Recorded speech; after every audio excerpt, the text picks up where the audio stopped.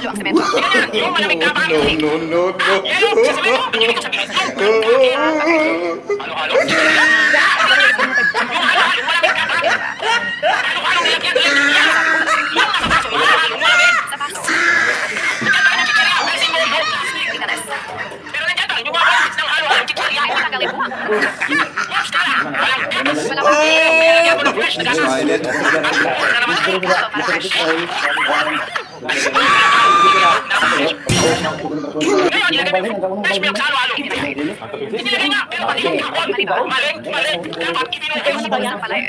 Lahat, dapat sa halo-halo ibinuhos, hindi sa sahig. Ah, sa sahig pa ba? Ito na naman.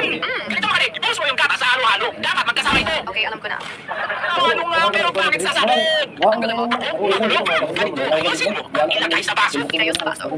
Kaya tagalin mo kapon ng fresh milk. Nice. Hey, walang yelo. Tignan mo. Ano yan? Ice cream? Mismo. Mali na naman. Dapat yung yelo lang.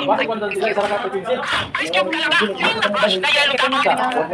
Nilagay mo yung baso. Yung baso dapat na may stand. Inilagay sa baso. Ang lala, pati yung isang baso nasa loob ng isang baso. Alisin mo yung isang baso na nasa gitna. Ganyan dapat. May lagyan mo ng takip. Nakatakip.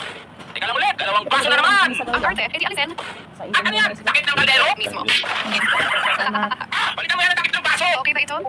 Okay na yan. Ngayon, ilagay mo na yung halo-halo sa isang karton. Sigurado ka? Oo, gawin mo na. Okay. Dapat yung baso na may takip ng halo-halo sa loob ng karton. Baso sa karton. Very good. Takpan mo na. Ilagay mo sa restaurant. Sa restaurant. Deliver mo na sa customer. Ano na naman yan? Grab delivery. Mali ulit. Dapat sa lamesa. Lamesa. Na naman, lamesa na. Mm. Yung waiter dapat sa lamesa ng customer ang magdi-deliver. Ano yan? I-deliver yung waiter. Yung waiter, i-deliver? Wala ka. ChatGPT, kumuha